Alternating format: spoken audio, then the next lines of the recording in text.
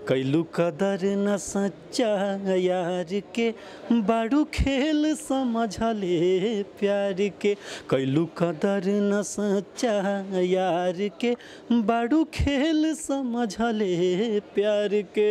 नमस्कार, प्रणाम, गोर लगातानी भोजपुरिया जहान। हम राउर छोट भाई अजीत मंडल। आज हम प्लानेट भोजपुरी के जरिए रुआ लोग के एगो चीज़ बतावे जा रहा बानी कि हमारे को हरजाई गाना आयल रहे, जरा काफ़ी रुआ लोग प्यार दुलार आशीर्वाद देनी जा। लमसम तकरीबन 6 महीना पहले आयल रहे हरजाई, और बहुत अच्छा रिस्पांस रहा था आप लोगों का। उसके बाद मैं उसी हिम्मत को बरकरार रखते हुए आप लोगों के लिए फिर से लाया हूँ हरजाई पार्ट 2, जो बहुत ही जल्द आ रहा है आप लोगों के बीच। और मैं ये उम्मीद करूँगा आप लोगों से कि आप लोग जितना प्यार मुझे हरजाई में दिया था, तो हरजाई 2 के लिए भी आप लोग वही आशीर्वाद, वही प्यार बनाए रखें। बहुत अच्छा गाना है। ये वही कंपनी जिस कंपनी ने हरजाई की थी, म्यूज़िक कंपनी साई रिकॉर्ड्स डिजिटल ने, वही टीम है मेरे साथ जिसे अपने म्यूज़िक दिए हैं दामोदर राव जी ने। दामोदर सर बहुत ही अच्छे म्यूज़िक कंपोज़र हैं, जिनका हमेशा सपोर्ट मिला है मुझे। जैसे कि लिरिक्स तो मैंने खुद लिखे हैं, उसमें रैप भी मैंने खुद किया है। और जो हम लोगों ने कॉन्सेप्ट किया था हरजाई का, वो कॉन्सेप्ट आप लोगों ने पसंद किया, इसका हम आप लोगों का कर्जदार हो गए। और उम्मीद नहीं थी मुझे कि जिस तरह भोजपुरी में माहौल चल रही है आजकल, या उस समय चल रही थी, अभी थोड़ा कम हुआ है, कि लोग सोचते थे कि यार ये इस टाइप के गाने ही भोजपुरी में होते हैं, अच्छे होते हैं। तो मतलब फिर भी उस समय हमने हिम्मत किया था कि नहीं, मुझे प्रूव करना है कि अच्छे गाने भी बनते हैं।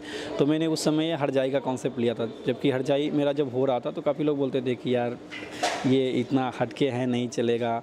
तो मुझे उम्मीद थी आप लोगों से कि नहीं, अच्छे ऑडियंस हैं, अच्छी चीज़ें बनती हैं भोजपुरी के लिए। सो हमने ये हिम्मत की थी और आप लोगों ने बहुत प्यार दिया हरजाई को। आज जब भी मैं कहीं जाता हूँ, आई थिंक, तो जब हरजाई बजते हुए रोड पे सुनाई देता है तो मुझे बहुत ही प्राउड फील होता है कि आप लोगों ने इतना मुझे प्यार दिया। हरजाई 2 आई है वही उम्मीद को लेके, और काफ़ी डिफरेंट सॉन्ग है। 2 दिन बाद रिलीज़ है गाना, तो आप लोग सुनिएगा। मैं आप लोग को डायरेक्टली सरप्राइज़ देना चाहता हूँ उस सॉन्ग को लेके। और इसके अलावा भी मेरे काफ़ी सारे प्रोजेक्ट आ रहे हैं। कल भी मेरा एक गाना रिलीज़ हुआ है, पीला यारों के पानी, LK प्रोडक्शन से, उसका भी काफ़ी अच्छा रिस्पॉन्स है। फिर आज भी मेरा एक गाना रिलीज़ है, कैलू कदर न सच्चा यार के। ये भी एक रैप और सैड सॉन्ग है, जो डिस्को। मैंने एक चीज़ सीखा है आप लोगों से, आप लोगों ने मुझे सिखाया है, और काफ़ी डिफरेंट और काफ़ी अलग गाना है। फर्स्ट लुक हमने रिलीज़ किया था साई रिकॉर्ड से, आप लोगों ने उसको सुना है और काफ़ी प्यार दिया है। मेरा एक गाना आज रिलीज़ होने वाला है, मैं आप लोग को सुनाना चाहता हूँ उसका 2 लाइन। कैलू कदर ना, हाँ कैलू कदर ना, कैलू कदर न सच्चा यार के, बाड़ू खेल समझले प्यार के। कैलू कदर न सच्चा यार के, बाड़ू खेल समझले प्यार के। इसके बाद रैप होता है उसमें कि तोड़ दिल के हुओ जब तोड़ जाई, तोहे तरपे खातिर छोड़ जाई, जे सपना सजलबा अखिया में कोनो दिन जब आपन छीन जाई, तू सुसुक सुसुक के रोबू, केहुओ से कुछ ना कहबू, आई ओह दिन समझ में तोहरा, तू न जियबू न मरबू। कुछ नीक ना, हाँ कुछ नीक ना, कुछ नीक ना लागी संसार के, बाड़ू खेल समझले प्यार के। कैलू कदर न सच्चा यार के, बाड़ू खेल समझले प्यार के।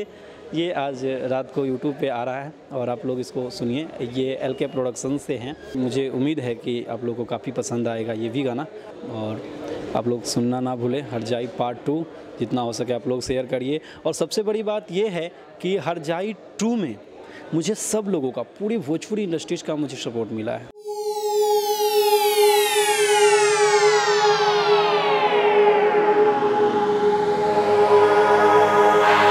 प्लैनेट भोजपुरी।